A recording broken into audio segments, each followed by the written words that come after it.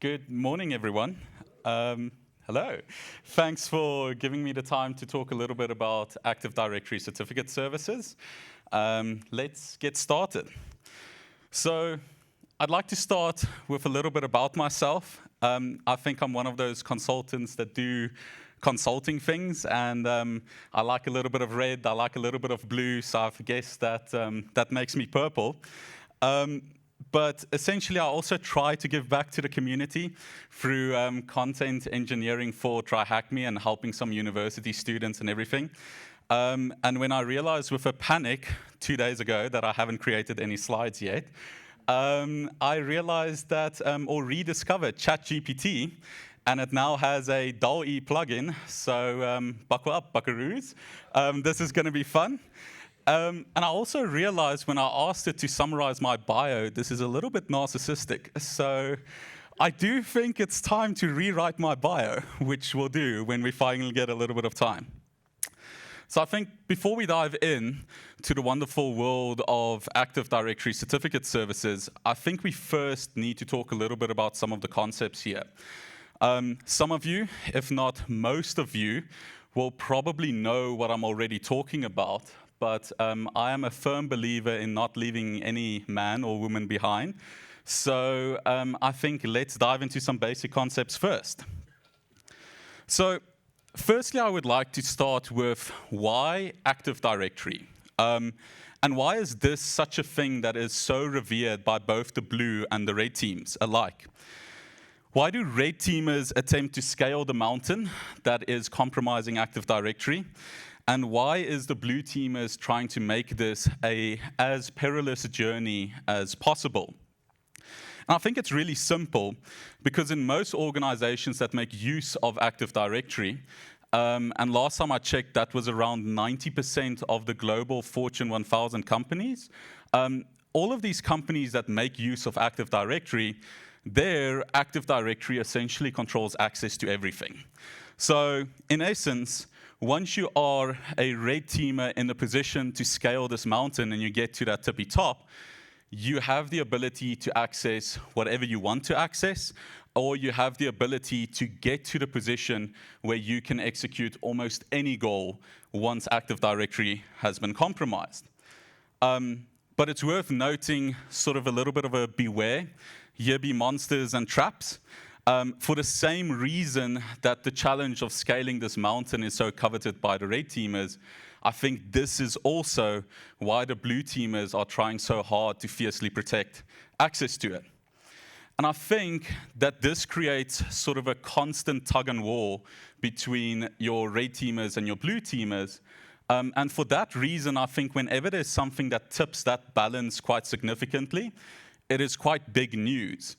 And I think with something like Active Directory certificate services, you can just imagine as a red teamer, if you don't need to scale this mountain, but you essentially have a teleport scroll to get to the top. And I think that's what Active Directory certificate services has opened up for us. So what does Active Directory actually look like in most organizations? So if you're an old organization, it's probably Pandora's box, but that is a conversation and a talk for a different day.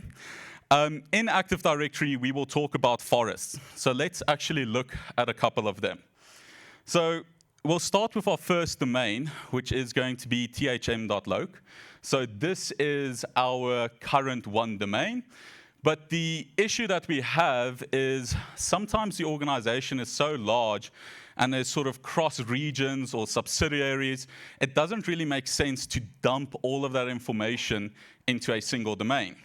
So what we do is we will create a subdomain for the South African region called za.thm.loc. So congrats to thm.loc for being a proud parent right now and having a child. And then what we'll do is everything that we need in South Africa, we'll place those resources and everything within that child domain. But we're not limited to only one child. We can have multiple. And essentially, while these siblings might fight, because there is inherent trust with the parent, all of these siblings share that level of trust. So that just means you cannot steal your sibling's toy, but you are allowed to ask to borrow it. And now, creating this domain, we have a lovely little try-hack-me forest there. And now, the fact of the matter is we might want to create a lovely neighborhood, so there's other forests out there as well. And we can create this neighborhood by essentially forming some trust with some of the other forests that are out there. And there's a lot of different ways that this trust can be configured, but if we boil it down, it's either a thing where it's bidirectional trust, so both forests trust each other, or it's going to be a thing where only one of the forests trusts the other one. But there we go. We now essentially have our forest here, and essentially this is where we are going to start. So we can admire the happy little trees in our forest here. The last topic for background that I would like to cover is Active Directory certificates, certificate services. So Active Directory from Microsoft knows if you want to make it in the big league, you need to diversify. So they don't just give you the option to do identity and access management, they essentially have the capability of giving you so much more, right? There's a lot of other things that you can do. There's a lot of side services that you can look to introduce into your environment. A very popular one, for example, there was Microsoft Exchange, which gives you mail functionality.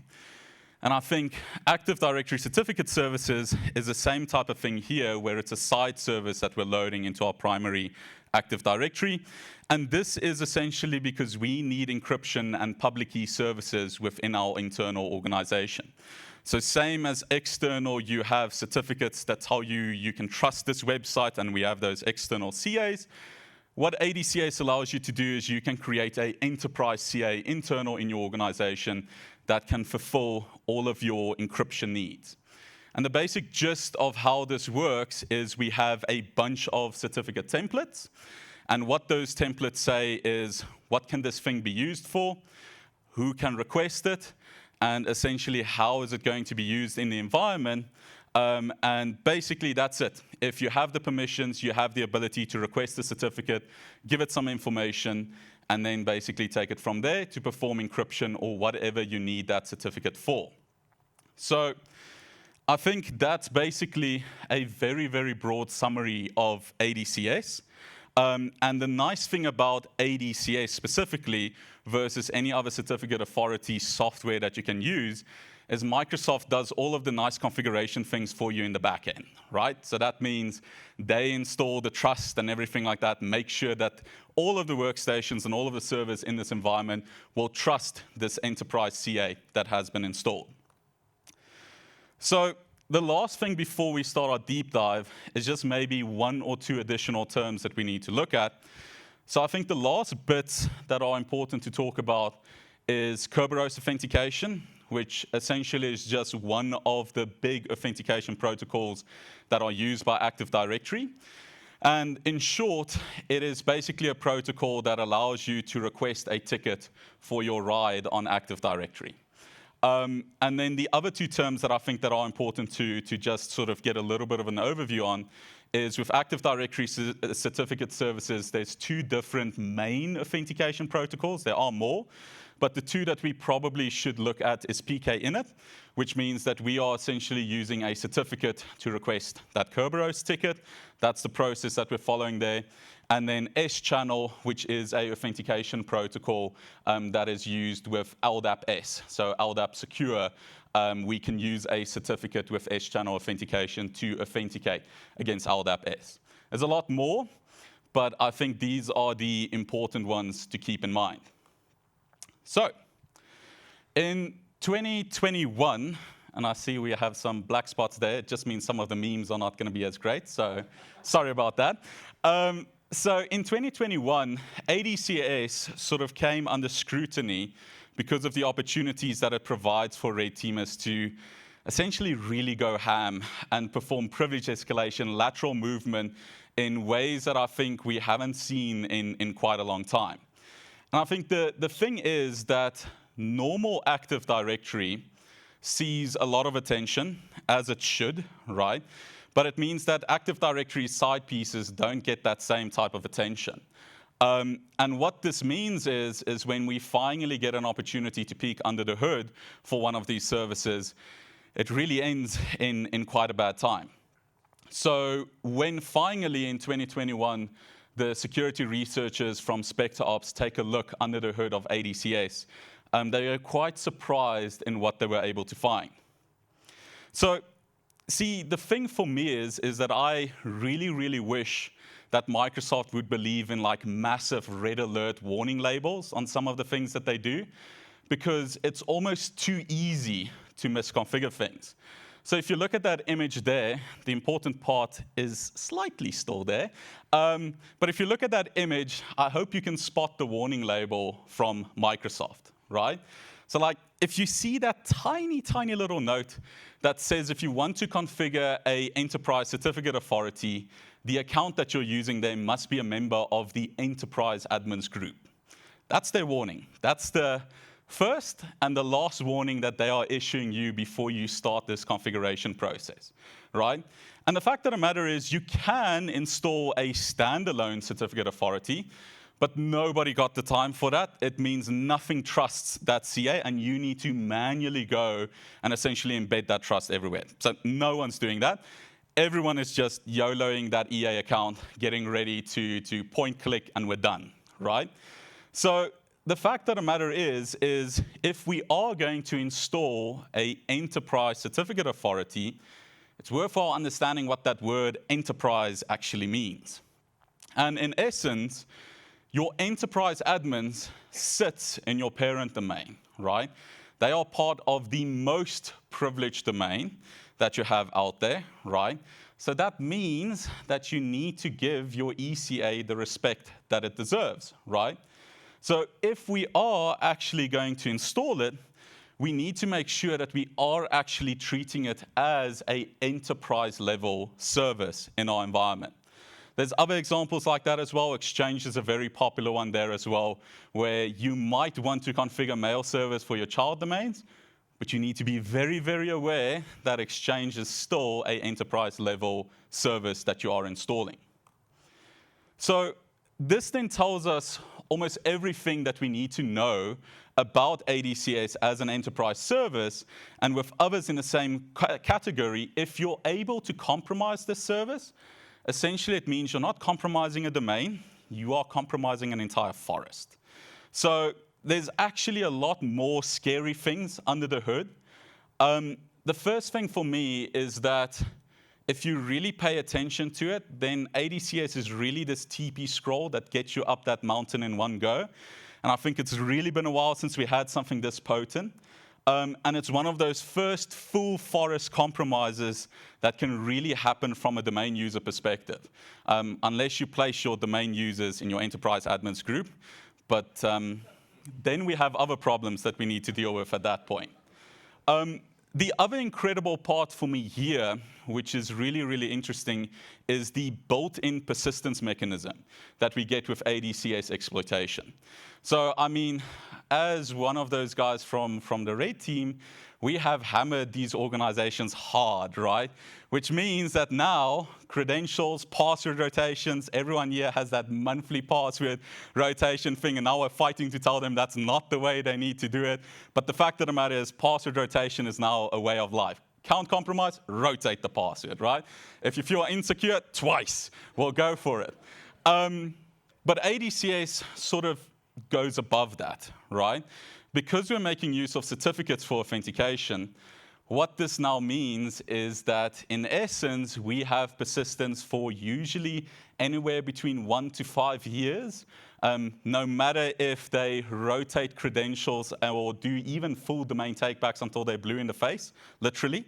The fact of the matter is, with a certificate, we have that built-in persistence component there as well. And I think that lastly, what we are seeing here is that detection and response is still catching up to the game of ADCS exploitation. And I don't just mean the technical component that is needed to deal with this, right? I think we've gotten better at revoke the certificate, or even in worst case, let's revoke the root CA.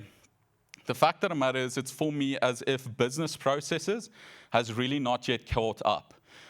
If I tell you that I compromise your root CA and tell you you need to rotate your root certificate authority, are you actually able to do that? from a business perspective? Are you able to reissue every single one of your certificates in the environment, right? Especially when you consider things like Linux systems need new certificate signing requests. That's not necessarily going to happen automatically. That business impact that's involved in performing that full recovery, I don't think that's something that has been explored as much as it should. If we take into consideration if the root certificate authority is compromised, that is around 10 years of persistence. No matter what you do, you need to revoke that root CA. And while we can click the button, rotate, right, the fact of the matter is, what does that actually mean from a business perspective is something that I don't think has been really dived in as much as it should have.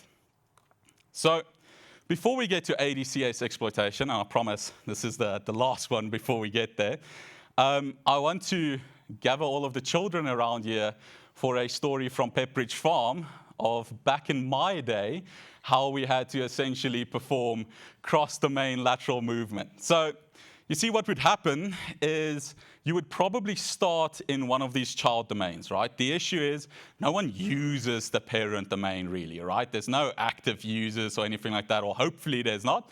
Otherwise, different conversation there. But we start somewhere in one of these child domains, right?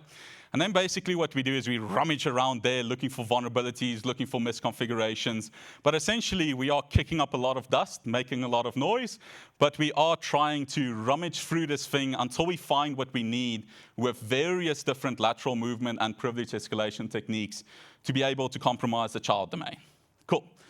Once we have compromised the child domain, now what we can do is we can perform something like a golden ticket attack to target the parent domain. If you're feeling fancy on the day, you can do something like even a diamond or a sapphire ticket. But in essence, what we're doing is we're leveraging the trust between the child domain and the parent domain, generating a golden ticket to allow us to compromise the parent domain. And once we have control over the parent domain, finally, we can give our siblings a little bit of a hard time. And then finally, once we're done with this process, we can start to target some of the other forests in the environment. Through this process, the fact of the matter is, because it's such a known process and because it's been used so many different times already, the fact of the matter is detection and response has gotten significantly better against this. And your chances of performing this entire attack path without generating even one alert is incredibly, incredibly small. So the fact of the matter is they're watching out for you. So let's take a quick look at what this looks like to perform a golden ticket attack. So we are essentially going to start on our child domain controller. Just want to make it very clear, you don't have to do this on the child domain controller directly. Probably going to get flagged. But the fact of the matter is we need to get a bunch of different information. So there at the start, what we have done is we have gotten the SID of our child domain controller. We've gotten the SID of the enterprise admins group that we want to target. And now we are launching Mimikatz, which also flags quite great. But we're launching that to basically get the KRB TGT hash, right? Which is the account that's used to create Kerberos tickets or to encrypt them. And what we are going to do here now is we are generating a golden ticket with all of that information. And finally, with that golden ticket loaded in, we are able to basically move to the parent domain. So finally, we have all of the information that we need to be able to compromise the parent domain. And we are now going to do a little bit of lateral movement to that parent domain there. If I can remember the command. Well, this isn't live. I did remember it. So we're going to move to the parent domain there. And then basically from there, we can start to target the child domains as well. Now, you could have already, from the golden ticket perspective, you could have targeted those child domains as well. I just want to make it very clear. You can do that. I think the only thing, just give PS exec a little bit of encouragement. Sometimes it needs to start first. But you can target those child domains directly, but I just want to get it to finish and show that essentially we are still that normal child domain user that we had, but it's now that Kerberos ticket that we're using to basically move laterally across the environment, allowing us to move to another child domain and start some of our compromise stories there, right? So this is what your conventional or your old school lateral movement techniques look like? So from an ADCS perspective, what would this look like? Essentially, there's 3 different steps that we need to do, and then we're there. So the first step that we want to do is we need to hunt basically for template permissions or for misconfigurations. And basically what we're doing there is we are trying to ask a couple of questions. So the first question that we want to answer is, what templates are there? Then what can these templates be used for? And who can use these templates, right? Who has the permissions on these type of templates? We also ask a couple of questions around the ADCS server, the servers, and the domain controllers themselves, right? Because this information is also important for us to sort of understand the attack surface that we're dealing up against. Now, once we have all of this information available, what we are then going to do is we're going to generate a certificate. Now, there's a couple of different ways that you can do it. One of the things ADCS does, which really blows my mind, is this is one of those exploits where you can literally use the built-in Windows tools from start to finish. You actually don't need any external tooling out there. There's something gratifying when you're hacking Windows through the Windows UI and not a terminal, right? Like that's truly getting there, because you no longer hack at the terminal. It's like, it's user interface, it's magical. But we can also sort of use specialized tooling out there as well. And then I think the one other thing that's also important is we can do certificate signing requests and then do web enrollment. So essentially, we can use ADCS's web application where we can send it a certificate signing request, ask it for a certificate on behalf of someone or some other service. And the reason that's important is, again, those Linux-based systems that don't necessarily do this automatically. That's where we would want to use that. And then the specialized tools such as Certify, which is absolutely one of my favorite. Now, once we have that certificate, basically it's time to authenticate and move. And as we mentioned before, we're either going to do that through PKInit, which is going to be Kerberos authentication, or we're going to do something with S-channel, which is going to be LDAP-S authentication that we're taking at that point. So firstly, on our hunt for the template, as I promised, we can use native Windows tooling. So you can literally just run cert util -templates, and it will spit out all of the templates for you. And yes, we need to manually now go look at those security descriptors and decode them and everything like that. And yes, it's a pain, but it can be done. Or we can take a little bit of the easy approach, and we can use the tooling that's out there for us, such as Certify. And what I really, really like about Certify as well is it actually gives you that data in Bloodhound format as well, which means you can now take that with your Sharphound data, combine that, and use graph-based searches to find those privilege escalation vectors in ADCS. So what are we looking for in these type of things? So the first thing we're looking for is templates that have been misconfigured, right? So according to Spectre Ops, they posted 10 different escalation paths. So misconfigured templates would be escalation path 1 to 3 and 9 as well. But we're basically looking for templates where the configuration of the template is creating poison with that joint configuration, which means that we can abuse the template for something that it was not meant to be used for. Don't know what happened there. The other thing that we can do is we can look for misconfigured template permissions, right? So the security permissions around the templates themselves. If we are able to modify one of the templates, we win, right? We can just make that template vulnerable ourselves. The other thing we're looking for is misconfigurations in Active Directory. So for example, the ADCS server itself will have an AD object. If there's misconfigurations around the permissions there, that would then basically also allow us to compromise the ADCS server itself, and from that point, compromise ADCS. That also is the same for misconfigured ADCS server sort of vulnerabilities that we're looking for there. The one thing that's scary about if we can compromise the server itself is then sometimes we have the ability to pull the root CA. Again, just using native tooling, you literally just ask ADCS to perform a backup of itself. And if the root CA is there, you're pulling that. And that allows us to generate golden certificates. So we can create certificates for anything that we want, that entire 10-year persistence thing.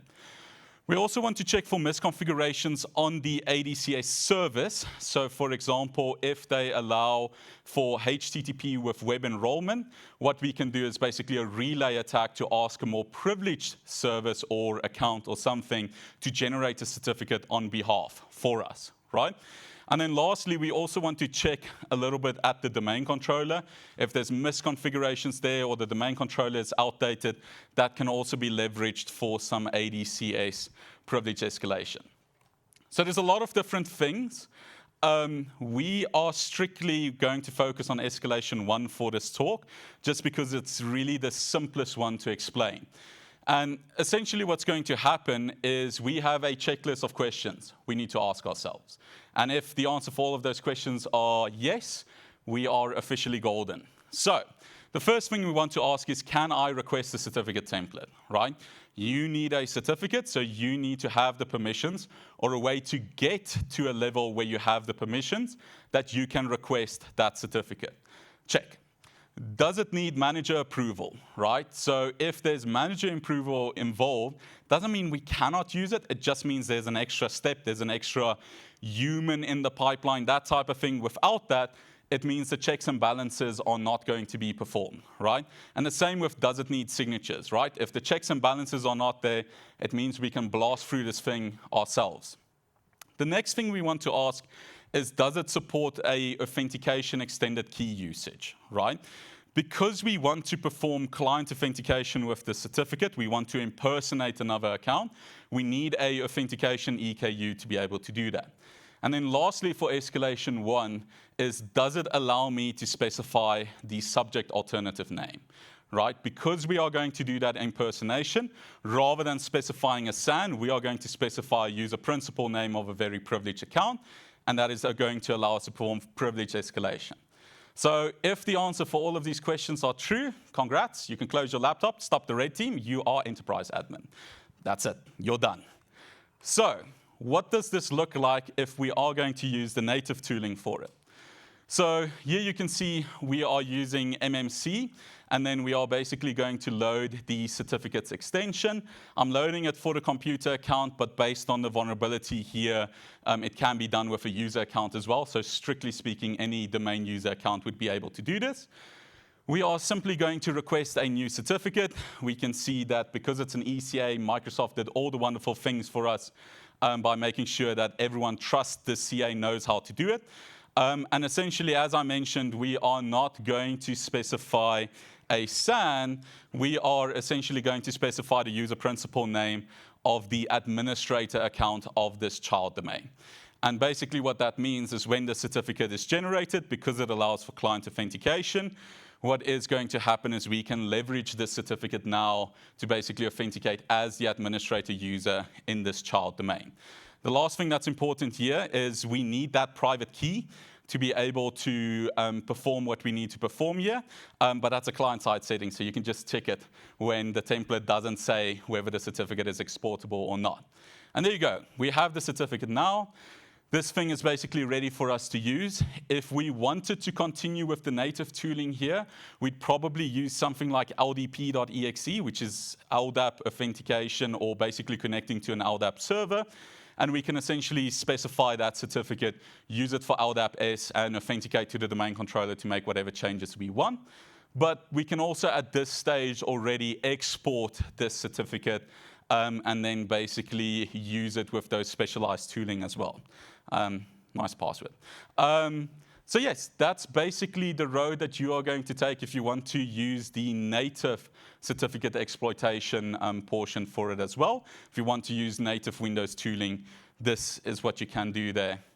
And we're done. Now, time to bring some of the big guns here. So let's look at what this looks like from a Certipy perspective. So firstly, what we're going to do is we're going to use Certipy with our low privilege account. Great thing that you can use on Linux, which means SOX proxy and everything like that, which is great, making the detection harder.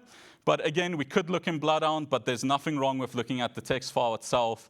We'll identify the certificate templates here. And we can see that this one is going to be vulnerable. And the reason for that is because the enrollment rights is domain users and domain computers, which is everyone. And we can see that the EK used for client authentication is there, which means that even Certify goes like, hey, you found it, congrats, go for it. And now what we're going to do with Certify is we are essentially going to place a request for a certificate template, doing exactly the same thing, the user principal name for that administrator user. And then what's really nice is with Certify, we can already authenticate using that certificate.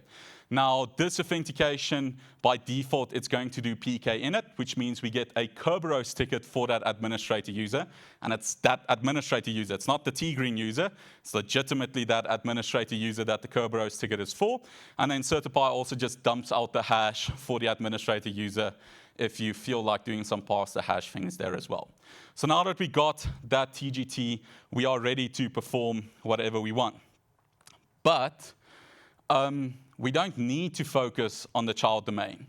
What we can do is we can take that command and basically simply point it at the root domain controller. So we want to compromise the administrator user within the parent domain, right?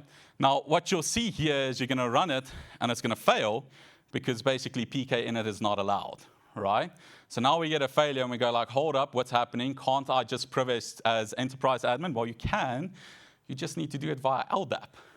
So basically at this point, right, and I want to make it very clear, this is literally for every single domain in this forest. We can do it. There's a bunch of different things. We can add groups, everything like that. They even clickbait you with a nice dump command for the domain, which hasn't been implemented yet. But the fact of the matter is, at this point, we have full enterprise admin access, right? And what's really, really cool here is we don't need to target the parent domain. We can directly go for one of the other child domains, and we can really be very, very specific about the permissions that we need. You don't need to go for the built-in administrator account that will light up the blue team's dashboard. You can really go for that one user that has access to the system that you need access to. And essentially, same type of thing that's happening there, no PK in it, but for some reason, we're able to do a LDAP shell. So this was initially discovered by Al Hazred, who was on a Twitch stream doing my Red Team Capstone challenge. And both of us went like, hold up, like this should not work. We can understand the parent domain and everything like that, but why can we directly move to the child domains as well? So then went on a journey of trying to figure out what is happening here. And I was very surprised when I realized in both the parent domain and all of the child domains there, they had a lovely certificate, right? Now, normally to perform PK init, you are expecting a Kerberos authentication certificate, which isn't by default reached out or issued out to all of your child domains. But for some reason, as soon as you just click through the buttons of setting up ECA, all of your domains are going to enroll, your domain controllers will enroll for a domain controller certificate. So I was like, hold up, can we fix this vulnerability? I'm going to delete that one. I don't want it, please. But the sad reality of it is when group policy updates run, that certificate's back there by default. So, and I'm going to be honest with all of you here, I am still to find the actual group policy object that does this. Like, I can't find it, the one that basically just issues the certificate here. But the fact of the matter of it is there you go. Every single one of your domain controllers is going to have a domain controller certificate. And because it has a domain controller certificate, because it has trust with the ECA, at this point, you can perform LDAP authentication to essentially do whatever you want and directly move to some of those child domains, completely ignoring the parent. So what does it look like from a detection perspective currently? So I think with all things in cybersecurity, prevention is still better than detection. And that means that you need to treat ADCS as the ECA service that it is. And I don't mean that lightly because I've seen a lot of very, very weird configurations, which make sense from a business perspective. I've seen that people install ECA in a child domain and really doesn't realize what that's doing there. But the fact of the matter is we need to treat the entire ADCS service as an enterprise service. So that means your children can have a SIP or two, but you are controlling the templates, you are controlling everything at an enterprise level. And I'm saying that easily, and everyone in business is shouting at me because how on earth am I going to have my 10 different regions and manage all of their certificate templates centrally, right? But if you grant anyone in those child domains the ability to modify a template, you have also provided them with the capability to be able to essentially privilege escalate, not just to enterprise admin, but to any of those child domains as well. And it's really, really important to focus on that as well, because the simple fact of the matter is ADCS, we have seen bad configurations where, for example, domain users can already do whatever they want with a template. But the fact of the matter is even in other cases, we can really combine this with those conventional lateral movement techniques. And now we don't have to hit those high privilege groups. We just need to get to something like a server admin, right? Which probably has the ability to modify a certificate template for all server needs and everything. And at that point, we have reached enterprise admin levels already. The other thing is detection on known tooling and indicators of compromise. We can do some of this, but as I've shown here as well, with something like Certify, it's running on Linux, probably through a SOX proxy, so you're not really going to be able to detect a lot of that tooling or actually see that within your environment when it is being used. So that then leaves us with a little bit of a last thing where we also want to look at doing detection on authentication.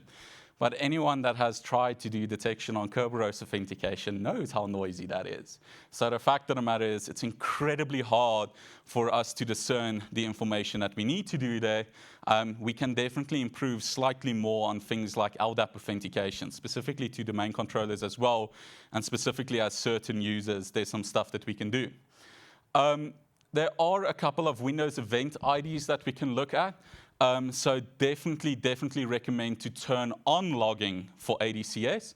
For example, one of the things we can do after turning on logging is we can make sure that we monitor if logging is turned off, right? By the threat act, it tells us that something bad is happening.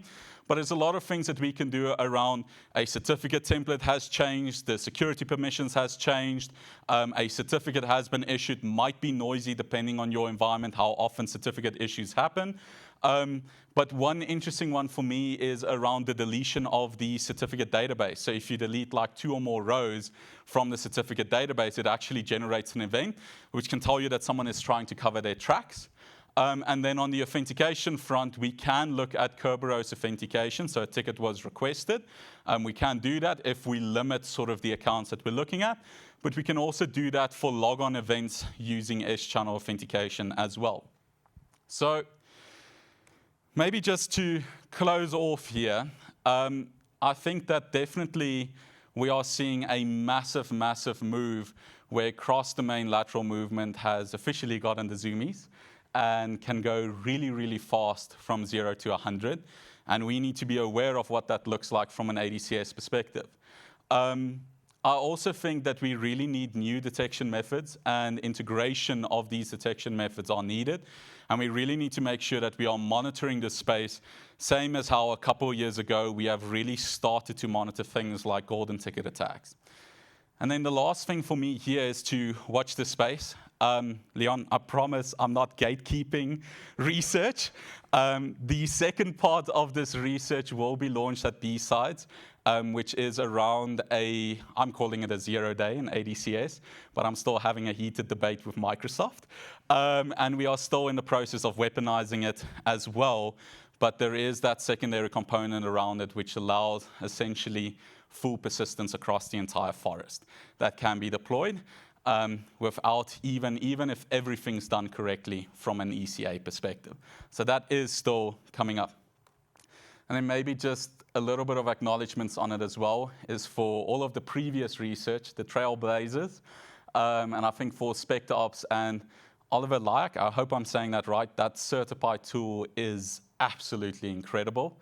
And then just for the guys at MWI and TryHackMe for giving me the opportunities to raise the AWS bill as we're playing around with labs. And then, yeah, for our Hazred for finding the initial thing here. Thanks, everyone. Any questions?